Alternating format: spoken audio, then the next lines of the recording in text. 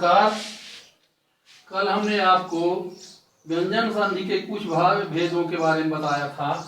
आज उसके बाद व्यंजन संधि का दूसरा भेद पर सवर्ण संधि के बारे में आज हम आपको पढ़ाने जा रहे हैं। बच्चों, पर सवर्ण संधि का सूत्र है अनुस्वारस्य यई पर सवर्ण है। पर सवर्ण यानी इसमें पर सवर्ण का इससे ही आप मतलब समझ लीजिए कि पर सवर्ण माने दूसरे के, पर माने दूसरे के, सवर्ण माने समान, दूसरे के समान हो जाना। परिभाषा इसकी, यदि किसी पद के मध्य में स्थित अनुस्वार, यानी ये अनुस्वार यदि किसी पद के मध्य में स्थित है अनुस्वार के बाद या प्रत्याहार का वर्ण आए तो अनुस्वार के स्थान पर सदैव उस वर्ग का पांचवा अक्षर वर्ण हो जाता है। अब बच्चों, यह प्रत्याहार इसमें कह रहा है यह प्रत्याहार, तो यह प्रत्याहार में कहां से शुरू होगा?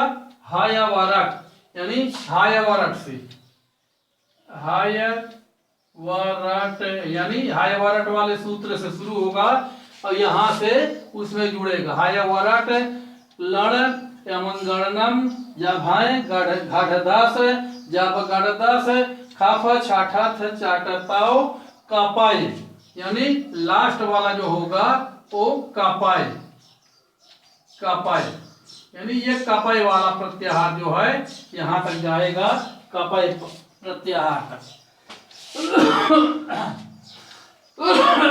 तो यदि किसी पद के मध्य में स्थित अनुस्वार यानी बिंदी, जैसे ये मध्य में, जैसे ये बिंदी है, ये अनुस्वार है, मध्य में स्थित अनुस्वार के बाद यह प्रत्याहार का वर्ण आए, तो यह प्रत्याहार में कौन कौन से वर्ण आएंगे? जैसे ये ता है तो यह प्रत्याहार में है कि नहीं इसको देखने के लिए हाय वरट लड़ अमंगणनम झभाए घढ़दास जब गढ़दास खाफ छाठा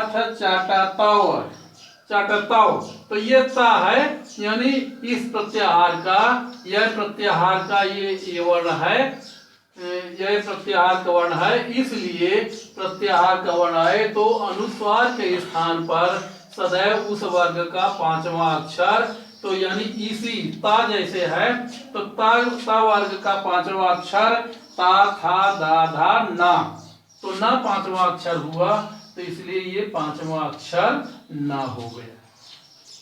यानी यदि किसी पद के मध्य में स्थित अनुस्वार, पद के मध्य में स्थित यानी ये अनुस्वार जो है ये मध्य में स्थित है, इसके और इसके बीच में स्थित है, तो साम घनता, अब ये ता जो है यह प्रत्याहार का है, तो यानी उसके बाद, यानी इस अनुस्वार के बाद यह प्रत्याहार का वर्ण आए, तो ये यह प्रत्याहार का वर्ण है तो आए तो अनुस्वार के स्थान पर सदैव उस वर्ग का मतलब इस ता वर्ग का पांचवा वर्ण हो जाता है। ता वर्ग का पांचवा वर्ण ये न हो गया।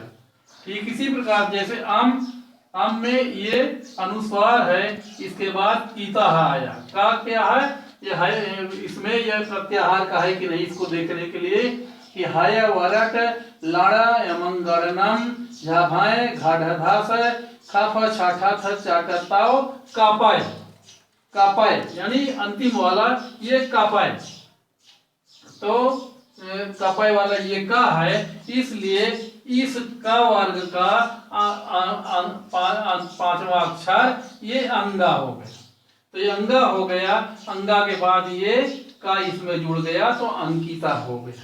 इसको ऐसे भी लिख सकते हैं बच्चों, ये ऐसे भी लिख सकते हैं अंकिता, इसको ऐसे भी लिखा जा सकता है अंकिता,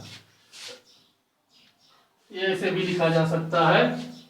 उसी प्रकार ठीक जैसे साम धन धी, कभी कभी ये बहुत ज्यादा जरूरी है जानना कि कभी कभी कुछ लोग पूछ लेते हैं संधि में कौन सी संधि होगी, इसलिए जरूरी है जानना कि सम, इसमें यानी इस और इस शब्द के बीच में ये अनुस्वार है और अनुस्वार के बाद ये य प्रत्याहार का वर्ण ये धा आया है। तो धा देखिए प्रत्याहार में है कि नहीं, इसको जानने के लिए इस सूत्र को पढ़ेंगे।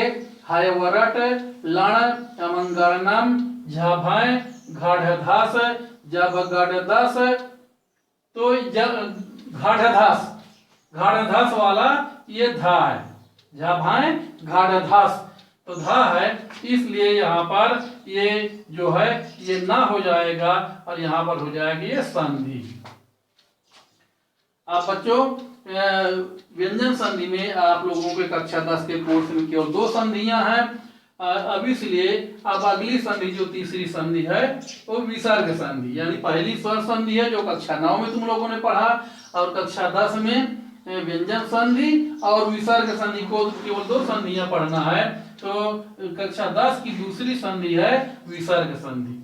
अब इसका देखिए, विसर्ग के साथ किसी स्वर या व्यंजन के मिलने से जो परिवर्तन होता है उसे विसर्ग संधि कहते हैं। यथा हरि धन चलती बराबर हरिश चलती। देखिए यहाँ पर ये सा हो गया, तालव्य सा हो गया, इसलिए इसमें विकार आ गया, परिवर्तन हो गया।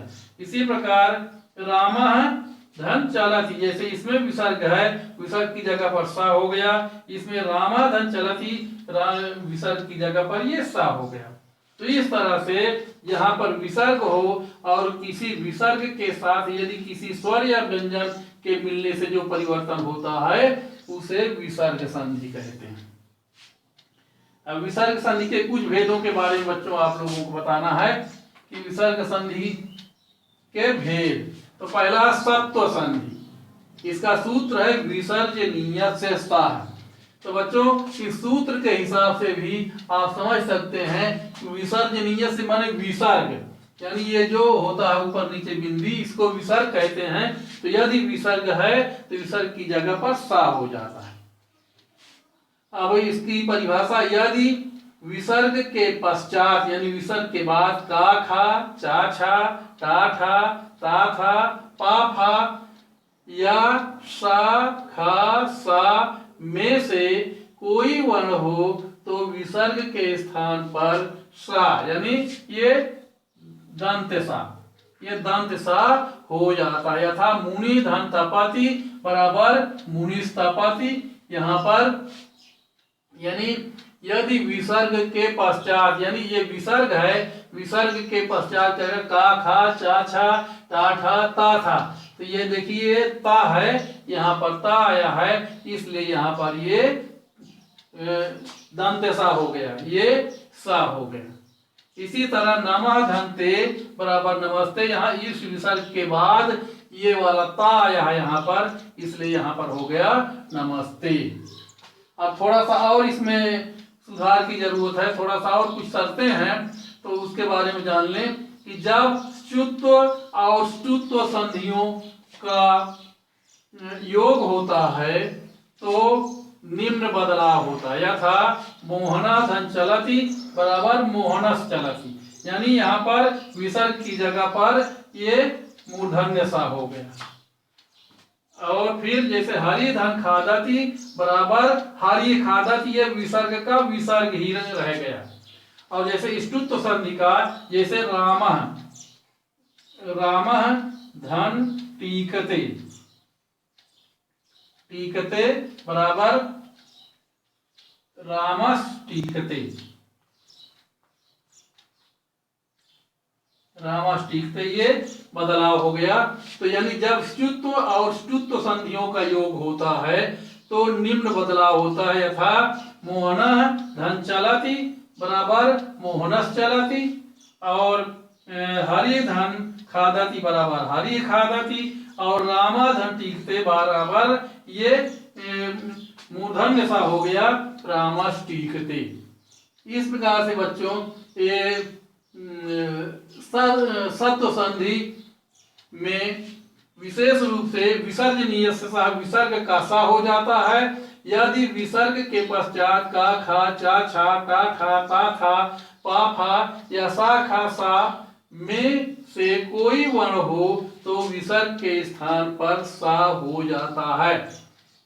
तो जैसे मुनि धन तपति बराबर मुनिस तपति तपति, नमा धनते बराबर नमस्ते। और जब स्तुत्व और ष्टुत्व संधियों का योग होता है तो निम्न बदलाव होता है। यथा राम मोहनः धन चलती बराबर मोहना चलती, यही यहाँ पर ये वाला सा हो गया। और फिर हरि खादती का विसर्ग ही रह गया, और रामा धन टीकते, इसमें ये वाला हो गया, ये मूर्धन दिशा हो गया। इस प्रकार से बच्चों ये संधि समाप्त हुई। अब कल आपको इसके आगे के भाग के बारे में पढ़ाएंगे। धन्यवाद।